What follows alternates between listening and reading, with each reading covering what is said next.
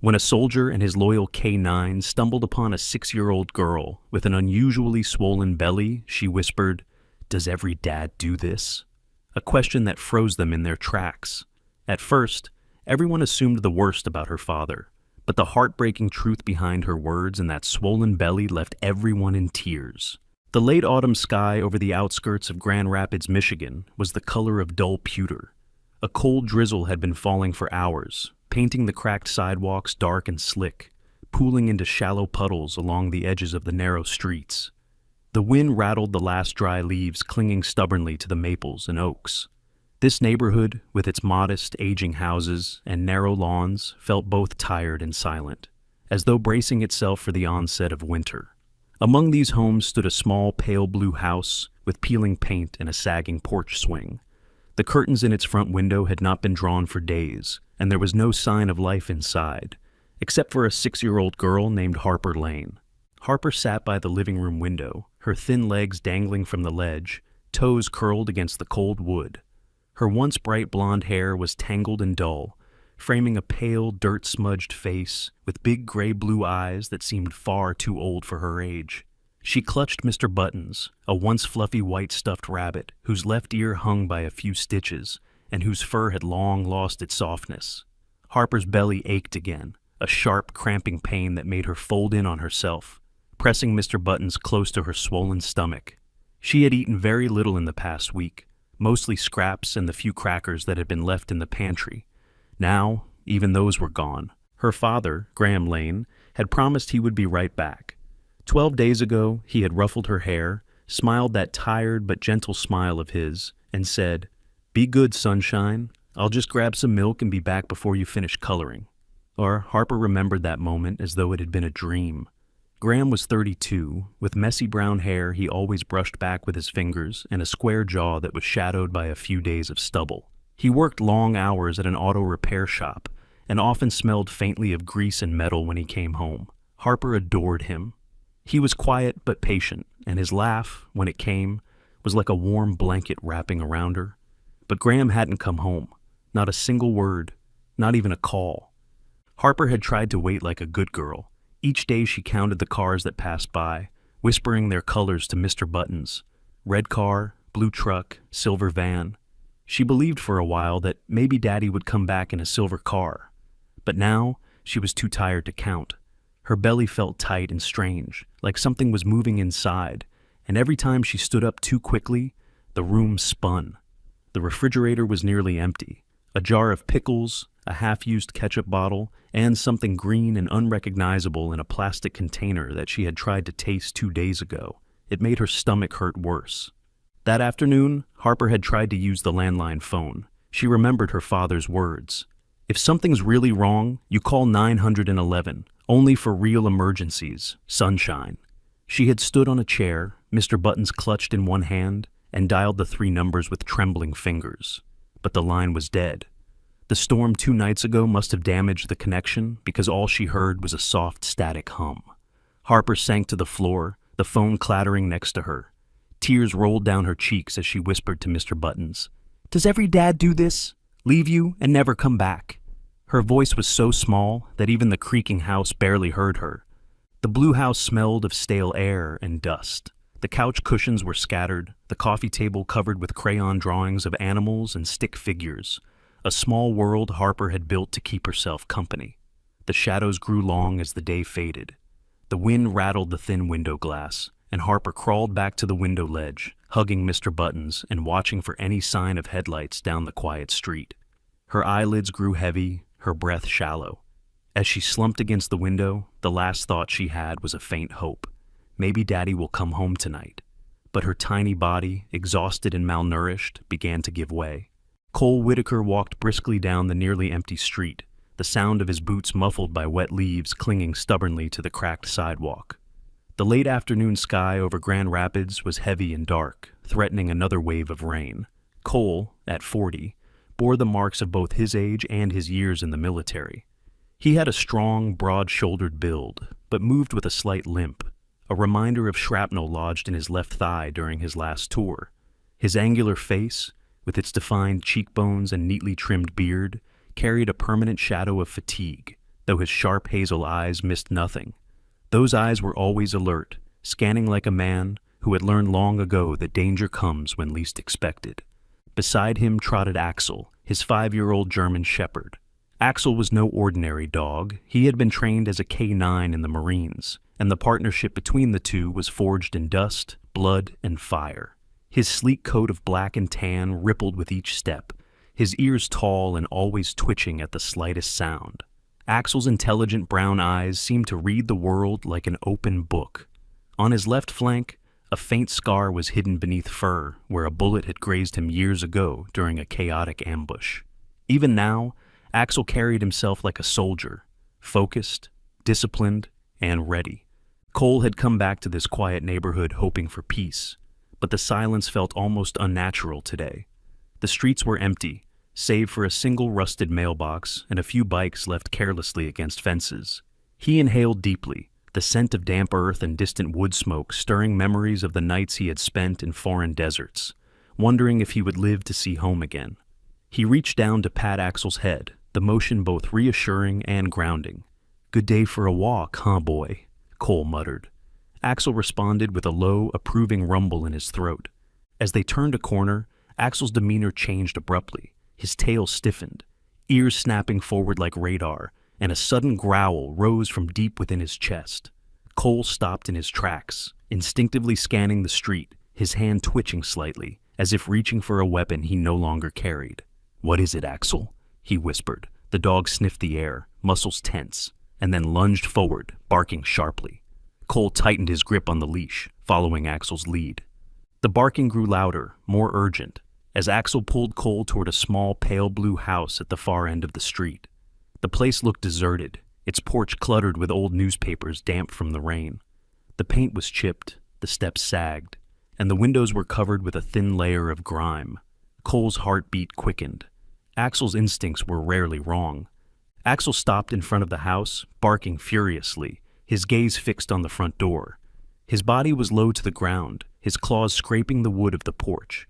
Then, just as Cole was about to speak, a faint sound reached his ears. A thin, muffled whimper. Cole froze, tilting his head, and the sound came again. A child's cry, weak and broken, from somewhere inside. Cole's jaw tightened as he crouched down next to Axel, placing a steady hand on the dog's back. "Easy, boy," he murmured, though his own pulse had quickened. He stood up again and approached the front door, listening carefully. The cries were faint but unmistakable. There was a child in there, alone, scared, and in trouble. Axel let out another sharp bark, his nails scratching at the door, as if urging Cole to act. Cole's combat-honed instincts roared to life. This was no time to hesitate. He knocked hard on the door. "Hello? Anyone home?" he called, his voice strong but controlled. No answer. He banged again, louder this time. Still silence, except for the small, sobbing voice on the other side of the door. Cole crouched to peer through a crack in the window pane, but the glass was too dirty and fogged. He could only make out vague shapes and shadows inside. Axel barked again, turning to look at him with urgency, as though saying, "Do something now." Cole took a step back, weighing his options. Cole stood rigid on the porch, his knuckles white against the doorknob, as Axel's barking echoed like an alarm bell through the quiet street. The muffled crying from inside was growing weaker, more broken. He didn't hesitate anymore. With a sharp breath, Cole stepped back, his boots scraping against the worn wood, and rammed his shoulder against the front door. The old frame groaned and splintered under his weight.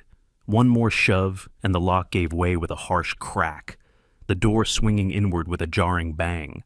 Axel surged forward as soon as the gap opened, his nails clicking on the hardwood floor, his nose sweeping the air in sharp, practiced motions. Cole followed, flashlight in hand, scanning the dim interior. The house smelled of neglect, stale air, unwashed laundry, and the faint sourness of food left too long in the open. The living room was a maze of scattered crayons, coloring books, and overturned cushions.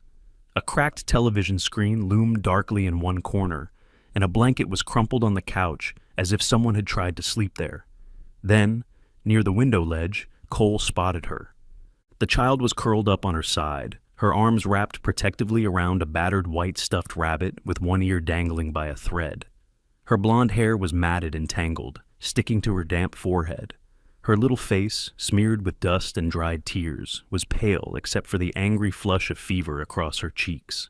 She wore a faded yellow t-shirt that hung loosely on her small frame, and her belly, disturbingly swollen, rose and fell with shallow breaths. "Kiddo," Cole whispered, crouching low. His voice, deep and roughened by years of shouting over battlefield noise, softened instinctively. He reached out a gloved hand and brushed the hair from her face. Her eyelids fluttered open, revealing eyes the color of pale storm clouds, wide and unfocused. "Does every dad do this?" she murmured weakly, her voice a trembling whisper. "Does every dad leave and not come back?" The question lodged like a stone in Cole's chest.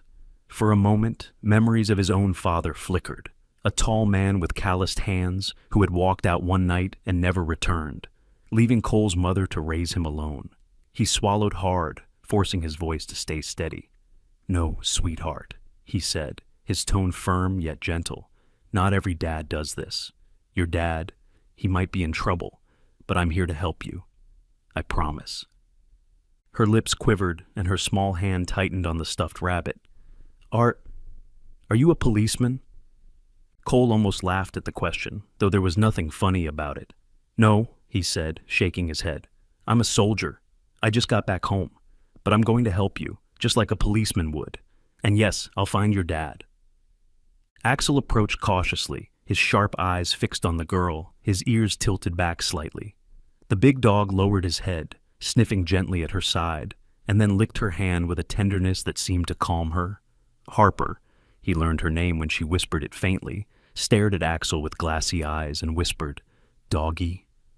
"That's Axel," Cole explained. "He's a good boy. He's here to protect you." He scooped her into his arms, shocked by how light she was. Her skin was warm and clammy against his forearm, and he could feel the faint tremors running through her body. "You're safe now, Harper.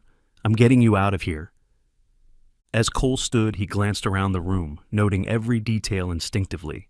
The small pink rain boots near the door, a wallet with a man's photo tossed on the counter, a half-written note stuck to the fridge. He didn't linger. He needed to get her to a hospital, fast. Stepping out into the brisk evening air, Cole shifted Harper gently in his arms. Her head rested against his chest, and she blinked up at him. "You'll find Daddy, right?" she asked again, her voice breaking. "Yes, kiddo," Cole said softly. "I'll find him, and I promise I won't leave you." Axel circled them anxiously, barking once as if to hurry them along. Cole reached for his phone, dialing emergency services. "This is Cole Whitaker," he said firmly when the operator answered. "I found a little girl alone, possibly dehydrated and malnourished. I need an ambulance at Maple Street, near the end of the block. Blue House." While waiting for help, Cole sat on the edge of the porch, Harper cradled in his arms, and Axel pressed close, his body radiating warmth. Cole noticed how Harper's eyes kept drifting shut. "Stay with me," he urged, giving her a gentle shake. "Tell me about your rabbit." "Mr. Buttons," she murmured. "He's my friend. Daddy said he'd be back with milk." Her voice trailed off. Cole clenched his jaw, his mind spinning. Who leaves a child like this? He looked down at the girl's small hand resting on Axel's fur. Something in that moment shifted in him. An instinct not unlike the one he felt in combat. A mission. Protect her. Find the truth. The ambulance pulled away from the Blue House, its siren cutting through the quiet evening air. Cole Whitaker stood by the curb, watching until the flashing lights disappeared around the corner. Axel sat obediently at his side, ears perked, but body still, sensing his handler's unease. Cole's breath formed pale clouds in the chilly dusk. He had promised Harper he would find her father, and now that promise felt like an order carved into stone. He looked down at Axel, who tilted his head slightly as if to say, "What's next?" Cole decided to start with the only clue he had, the scattered signs inside the house. Before leaving with the paramedics, he had quickly surveyed the living room and kitchen. The name Graham Lane had been scribbled on a utility bill, and there was a photo on the fridge of a smiling man with dark hair holding Harper on his shoulders. Cole remembered the face, square jaw, neatly trimmed beard, the kind of smile that seemed both tired and kind. He was young, maybe early 30s. There was no sign of foul play inside, but the wallet and keys sitting on the counter had unsettled him. People didn't just vanish and leave everything behind. As darkness settled over Grand Rapids, Cole guided Axel toward a small convenience store at the corner. The store's parking lot was nearly empty except for a dented pickup truck and a pair of bicycles. Cole pushed the glass door open, the bell above it jingling. Inside, the air was thick with the scent of old coffee and faint disinfectant. Behind the counter stood Marla Jenkins, the store's evening cashier. Marla was a woman in her late 40s, with copper-red hair pulled into a loose bun and a smudge of eyeliner around her sharp brown eyes. Her thin frame was wrapped in a faded green hoodie, and she wore the weary expression of someone who had spent years listening to neighborhood gossip while ringing up groceries. "Evening," Cole greeted, his voice calm but carrying a quiet authority that came naturally to him. Axel sat at his heel, drawing Marla's curious gaze. "Well, that's a handsome dog," Marla said with a faint smile. "Don't usually see folks with a working dog around here." "His name's Axel. We served together overseas," Cole replied, his eyes scanning the aisles as if searching for answers. "I'm looking for a man. Graham Lane, early 30s, dark hair, kind of stocky, has a little girl named Harper." Marla's brow furrowed. "Lane? Yeah, I think I saw him last week. Came in late at night. He looked nervous, maybe. Bought some milk, bread, nothing fancy." She leaned against the counter, thinking. "What's going on? Did something happen?" Cole didn't give details. He never did unless necessary. "His daughter's alone. I need to trace his last steps. Do you have security cameras?" Marla gestured to the back room. "We do. The system saves a week's footage. You'll need the owner's permission, but I can let you take a quick look." In the back office, a small monitor flickered with grainy footage. Cole leaned in, scrolling through the timeline until he found the night in question. He spotted Graham entering the store. The man looked distracted, glancing at his phone repeatedly as he grabbed items off the shelves. At one point, he froze, stared at his phone, and then abruptly dropped the basket he was carrying. Without another word, Graham sprinted out of frame. Cole paused the video, studying Graham's tense face. Something urgent had rattled him. He turned to Marla. "Can I get a copy of this clip?" "I'll email it to you," she said. "But what happened to him?" "That's what I intend to find out," Cole muttered. From the store, Cole followed a hunch and checked the parking lot across the street. A security guard, Earl, was just starting his night shift. Earl was a heavy-set man in his 50s, with graying stubble on his chin and a faded navy uniform that strained at the seams. Despite his tough exterior, his eyes were kind. "Can I help you?" Earl asked, crossing his arms. "Looking for a dark blue sedan, maybe abandoned. Belongs to Graham Lane," Cole said, showing him a photo from his phone. Earl scratched his chin. "Funny you ask. There's a car been sitting in the corner lot for days. No one's claimed it." Earl led Cole and Axel across the cracked pavement to a shadowed corner. The sedan sat under a flickering light, thin layers of dust and fallen leaves coating its hood. Cole crouched to peer inside.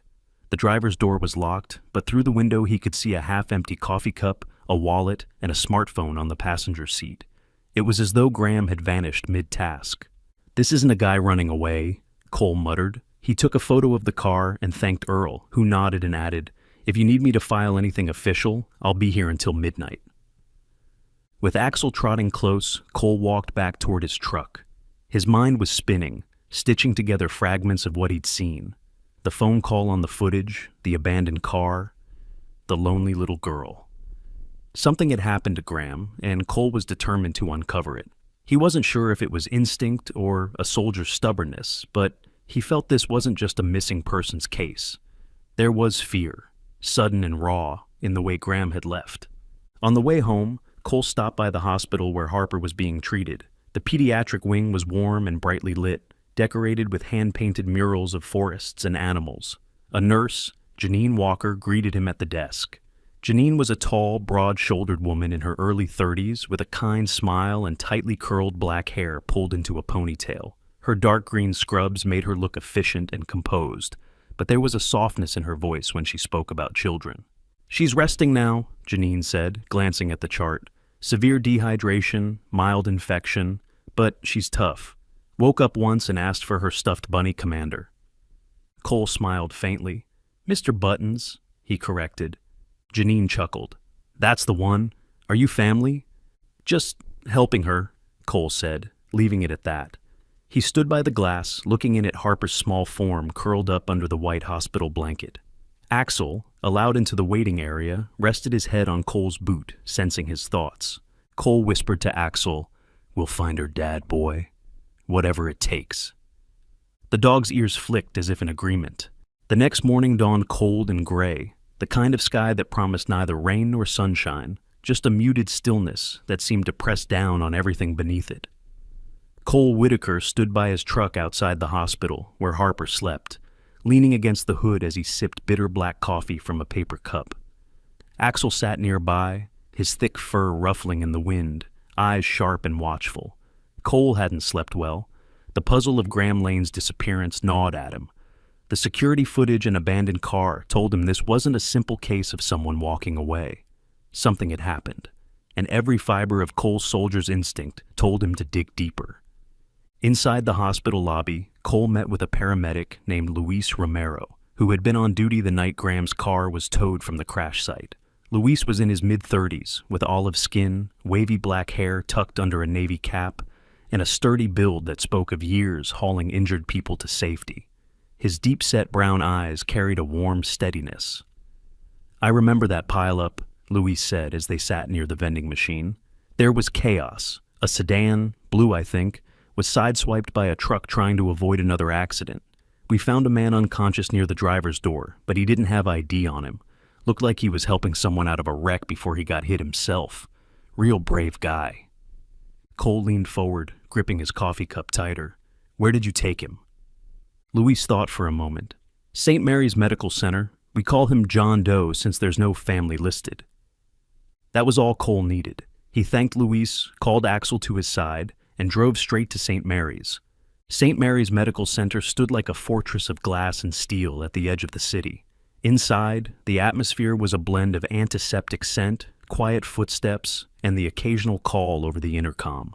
Cole approached the reception desk, where a young nurse with freckles and auburn hair, Samantha Price, greeted him with polite curiosity. Samantha was petite, with fair skin and a neatly tied ponytail, wearing pale blue scrubs that made her look younger than her late 20s. "Can I help you, sir?" she asked, glancing down at Axel, who sat obediently beside Cole. "I'm looking for a man, unidentified, brought in from a crash a few days ago," Cole said. "Early 30s, dark hair, beard, could be listed as John Doe." Samantha tapped at the computer, her brow furrowing. "We do have a patient matching that description. He's in the trauma recovery ward, room 312. But visits are restricted. He's still unconscious." Cole's tone softened, but his gaze was steady. "I just need to see him. This might be the man whose daughter I found alone." After a brief pause, Samantha nodded. "Let me take you up." The trauma ward was hushed, filled with the hum of machines and the faint beeping of monitors. Cole followed Samantha down the corridor until they reached room 312. There, under pale hospital light, lay Graham Lane. Even battered and pale, Cole recognized him from the photo on the fridge. Graham's dark hair was matted, a bandage wrapped around the right side of his head. His beard had grown uneven, and his face bore bruises along the jawline. He looked younger than Cole had expected, maybe early 30s, but the tension in his brow suggested a man who carried too many worries. Tubes ran from his arm to a set of IV bags, and a heart monitor beeped steadily. Cole stood in silence for a moment, taking in the sight. He felt a surge of respect for this man he had never met. Graham had been hurt trying to help someone else, not because he had abandoned his daughter. Cole reached down to pat Axel, who sniffed the room curiously, and then sat, ears slightly back as if sensing the gravity of the moment. Samantha adjusted a monitor and quietly added, "The doctors say he's stable, but the head trauma keeps him under. He might wake in a few days, or longer. Hard to say." Cole murmured a quiet, "Thank you," before stepping out. His next stop was Harper's room. In the pediatric wing, the hallway walls were painted with bright murals of forests and smiling animals, images meant to soothe children. But to Cole, they felt like echoes of the life Harper should have had instead of being left alone. Inside the room, Harper was awake, sitting up slightly with Mr. Buttons in her lap. Her pale cheeks were brighter now, and her blonde hair had been gently combed by one of the nurses. Janine, the tall nurse from earlier, stood beside her bed. "Hey there, soldier," Janine greeted Cole with a warm smile. Her broad shoulders and confident posture made her look like someone who could handle anything. "Harper's been asking for you." Cole stepped closer, crouching down beside Harper's bed. Axel lay at the foot of the bed, his head on his paws, watching Harper with gentle eyes. "How are you feeling, kiddo?" Harper's eyes lit up when she saw him. "Better, but did you find Daddy?" she asked, clutching Mr. Buttons tighter. Cole took a slow breath, his voice steady but filled with a warmth he hadn't realized he still had. "Yes, Harper. I found him. He's in the hospital. He got hurt in an accident, but he didn't leave you on purpose. He was trying to help someone else, and he got hurt." Her eyes welled up instantly, tears rolling down her cheeks. She buried her face into Mr. Buttons and whispered through sobs, "I knew it. I knew Daddy wouldn't leave me." Cole reached out and gently brushed a tear from her cheek. "He's a brave man, Harper. Just like you've been brave all this time." Janine smiled softly at the scene, her kind eyes meeting Cole's for a moment, as if to say, "You did the right thing bringing her here." The winter sun had barely risen above the skyline of Grand Rapids, painting the streets in muted gold and pale gray. Cole Whitaker's truck rumbled toward St. Mary's Medical Center, with Harper sitting quietly in the passenger seat. She clutched Mr. Buttons so tightly that its worn fabric looked ready to tear. Her face, pale but determined, was turned toward the window, as if searching for any sign of her father. Axel sat in the back seat, ears perked and body tense, watching Harper with that instinctive protectiveness only a dog like him possessed. Cole glanced at her from time to time, his rugged features softening when he saw her lip tremble. "We're almost there, kiddo," he said gently. When they entered the hospital lobby, Harper's small hand slipped into Cole's rough, calloused one. A nurse directed them to the trauma recovery wing, where Graham Lane lay unconscious. Cole led the way, his military posture making him stand out among the quiet crowd of visitors and staff. Harper's steps quickened as they neared room 312. Inside, the room was dim, lit by the soft glow of a bedside lamp. Graham lay still, his dark hair slightly disheveled against the white pillow, a fresh bandage wrapped around his forehead. His chest rose and fell in shallow, steady breaths. A nurse named Linda Hargrove, a woman in her early 40s with auburn hair cut into a sharp bob, was adjusting the IV line. Linda was tall and lean, her fair skin lightly freckled, and she carried an air of calm efficiency. Her green eyes softened when she saw Harper. "Sweetheart, you must be Harper," Linda said warmly, crouching slightly to be at eye level with the girl. "Your daddy's been sleeping, but you can say hello." Harper hesitated for just a second, then released Cole's hand and approached the bed, her little steps slow and unsure. She placed Mr. Buttons on Graham's chest, her voice trembling. "Daddy?" The sound of that single word cracked something deep inside Cole's chest. Axel, who had been sitting quietly near the door, let out a low whine as if sensing the gravity of the moment. For a few moments, nothing happened. Then, almost imperceptibly, Graham's fingers twitched. Harper gasped and clasped his hand, her eyes wide with hope. "Daddy, it's me. It's Harper," she said, her voice quivering with both fear and joy. Graham's eyelids fluttered, his eyes moving beneath them before they slowly opened. His gaze was unfocused at first, but when he saw Harper's tear-streaked face, recognition began to surface. A rough whisper escaped his dry lips. "Sunshine?" Harper sobbed softly, pressing her forehead to his hand. "I knew you'd come back. I knew you didn't leave me." Cole stood near the window, watching the scene with a mix of relief and determination. He had witnessed reunions on battlefields, soldiers finding their comrades after hellish days.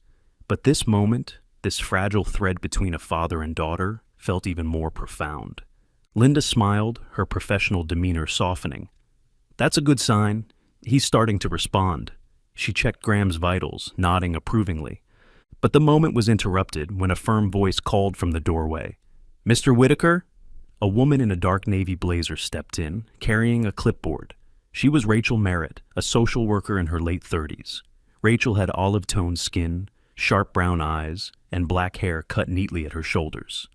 Her posture radiated authority, but there was also a note of compassion beneath the surface. "Yes?" Cole replied, turning to face her. "I'm here regarding Harper Lane," Rachel began, her voice steady and professional. "We've been informed that her father is currently incapacitated. Until he's deemed capable of care, we're required to arrange temporary foster placement for the child." Harper's face went pale. She clutched her father's hand tighter, shaking her head. "No, I don't want to go anywhere." Cole stepped closer, his jaw tightening.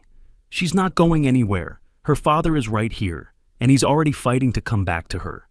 Rachel's expression didn't waver. "I understand your concern, Mr. Whitaker, but we have protocols. With Graham Lane unconscious and the child's recent condition, we need to ensure she's safe." Cole's military instinct kicked in, that same fire that refused to leave anyone behind. "Listen, I've seen families torn apart for less than this. I'm telling you, Graham isn't unfit, he's hurt. There's a difference. You want a report on Harper's safety? Fine. I'll stay with them day and night until he's back on his feet." Rachel studied him, her sharp gaze assessing his sincerity. "And who exactly are you?" "Just someone who found Harper when nobody else did," Cole said, his voice low but firm. "And I'm not about to let her get shuffled into a system while her father lies here fighting." Harper looked up at Rachel with pleading eyes, her cheeks wet with tears. "Please don't take me away. Daddy's here. He didn't leave me." Rachel's features softened slightly at the sight, but her professionalism held. "I'll need to file an interim report," she said finally, "but I'll note your involvement, Mr. Whitaker. If you're willing to be the emergency contact, that could help the case." Cole nodded firmly. "I'll do whatever it takes." As Rachel left to complete her paperwork, Linda looked at Cole with admiration. "Not many people would fight like that for a stranger," she said. Cole shrugged slightly, though his jaw remained tense. No one should fight alone. He turned back to the bed. Graham had managed to open his eyes fully now, though he was weak and silent. Cole leaned down slightly. "You rest, Graham. I'll keep her safe until you can." Harper looked at Cole, her expression filled with trust. "You promise?" Cole gave a small smile. "I promise." The week that followed was a blur of tension and quiet determination. St. Mary's Medical Center became the center of every conversation between Cole Whitaker and Rachel Merritt, the social worker. While Harper recovered swiftly with proper food and care, Graham Lane's progress was slower but steady. He was awake now, leaning on crutches as he learned to walk again, his face pale but filled with a resolve that could not be mistaken. The upcoming custody hearing was all anyone could talk about. Rachel had arranged an emergency session in family court to determine Harper's temporary custody. Despite her professionalism, there was an almost visible struggle in her expression whenever she saw Harper clinging to her father's arm. The morning of the hearing was crisp and cold, with a sky that threatened snow. Cole, dressed in a clean dark jacket that highlighted his broad shoulders and weathered face, stood in front of the courthouse with Harper on his left and Axel sitting obediently at his right heel. Harper wore a pale blue dress and white tights, her blonde hair tied into a loose ponytail by Janine, the nurse who had grown fond of her. She looked up at Cole with a mixture of trust and worry, holding Mr. Buttons tightly. "Don't worry, kiddo," Cole said softly. "We're here to make sure you stay with your dad." Inside the courthouse, the air smelled faintly of polished wood and paper. The family courtroom was smaller than Cole expected, lined with benches and a single long table for testimonies. Judge Leonard Hayes presided over the hearing, a man in his late 50s with graying hair, a stern jawline, and piercing blue eyes that had seen countless family disputes. Though stern, his voice carried a warmth that came from years of balancing justice with compassion. Rachel Merritt, dressed in a sharp navy suit, stood at the front of the room presenting her report. "Your Honor, while we acknowledge Mr. Lane's recent accident and his clear love for his daughter, we must consider the child's immediate welfare. Mr. Lane is still undergoing medical recovery. There are concerns about his capacity to provide full care during this period." Harper's face turned pale and she clutched Cole's hand tighter. Cole was next to testify. He took the stand, his presence commanding without effort.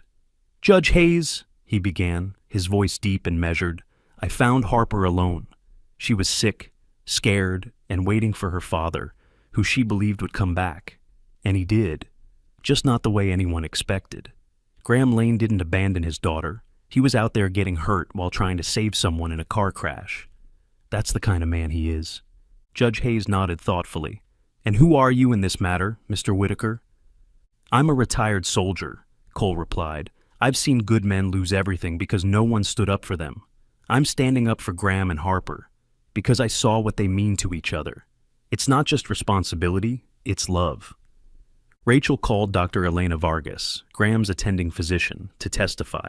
Dr. Vargas was in her early 40s, a tall woman with olive-toned skin and long, dark hair tied back neatly. Her brown eyes radiated a mix of intelligence and warmth. Mr. Lane's injuries are significant but temporary, she explained. He is fully alert, mentally capable, and has shown remarkable improvement with rehabilitation. With some community support, there is no medical reason he cannot care for his daughter. Next came Martha Caldwell, a neighbor from Maple Street. Martha was in her 60s, a petite woman with silver hair cut short and warm hazel eyes. She spoke softly but firmly. Graham's a good father. I've seen him pick Harper up from school, help her draw chalk pictures on the sidewalk. He works hard and has never left her side until this accident. He loves that little girl more than anything. Axel, who had been lying quietly near the front, wagged his tail as if he understood every word. The judge's gaze even softened for a moment at the sight of the loyal K9, who had played his own role in saving Harper. Cole smiled faintly at the dog, giving him a silent nod of gratitude. Then it was Graham's turn.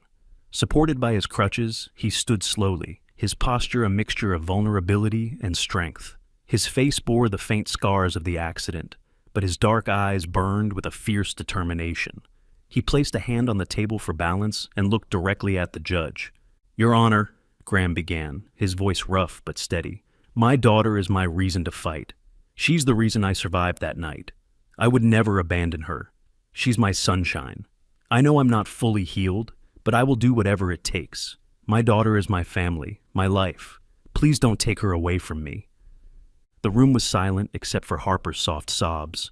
She stood and ran to her father, hugging his legs tightly.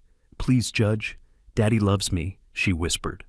Judge Hayes leaned back in his chair, observing the father and daughter for a long moment. This court does not take decisions like this lightly, he said, his voice firm but tinged with emotion. But I see more than just a case file here. I see a family trying to hold on. 3 weeks later, winter had softened into the first hints of spring. The blue house on Maple Street, once silent and heavy with loneliness, now carried the warmth of laughter and new beginnings. The pale paint, once chipped and faded, had been touched up by Cole Whitaker himself, who spent an entire weekend with a paintbrush in one hand and a cup of strong coffee in the other. He was no stranger to repairs. Years in the Marines had taught him how to mend what was broken, whether it was a tent ripped by wind or the spirit of a fellow soldier. Harper Lane was running through the front yard, her blonde hair tied in 2 playful pigtails, her cheeks glowing with health and happiness. She wore a yellow sweater over denim overalls, a pair of small boots stomping the thawing patches of grass. In her hand, she clutched a box of colorful chalks. She stopped near the driveway and bent over, drawing wide, looping circles on the concrete. Beside her, Axel ran in joyous arcs, barking in short bursts, his thick fur gleaming under the late morning sun. Graham Lane, still recovering but stronger each day, stood on the porch leaning slightly on a new wooden crutch. His once pale face now carried color again, and though faint scars traced the line of his jaw, his dark eyes were bright and watchful. He wore a simple flannel shirt rolled up at the sleeves and jeans that bore flecks of paint, evidence of the work he had done alongside Cole. His voice was rough, but filled with pride as he called out, "Not on the driveway, Harper. I just washed it yesterday." Harper looked up with a mischievous grin. "It's art, Daddy. You can't wash away art." Cole emerged from inside the house, carrying 2 steaming mugs of coffee. He was dressed casually today, a dark gray t-shirt under a worn jacket, jeans, and boots. His strong build and rugged features made him look like he was always ready for action. But the faint smile on his face softened his usually stoic expression. He handed 1 mug to Graham and nodded toward the driveway. "She's got a point. Might as well let her make the place hers again." Graham chuckled. "You spoil her, Whitaker." "Not half as much as she deserves," Cole replied, glancing at Harper, who was now drawing a picture of 3 figures, a tall man, a smaller man with broad shoulders, and a dog. labeled carefully in her wobbly handwriting, Dad, Cole, Axel. Inside, the house had transformed. The once bare kitchen now smelled of cinnamon and toast, and sunlight streamed through clean windows adorned with hand-sewn curtains, a gift from Marion, a kind elderly neighbor who had quietly brought home-cooked meals during Graham's recovery. Marion was in her 70s, with snow-white hair, always tied in a bun, and warm brown eyes that carried years of wisdom. She had taken a liking to Harper and often visited, telling stories of raising her own children. "Looks like home again," Marion said that morning when she stopped by with a basket of muffins. "It's amazing what love can do to a place." As Cole sipped his coffee, he glanced at the yard where Harper was now hugging Axel tightly.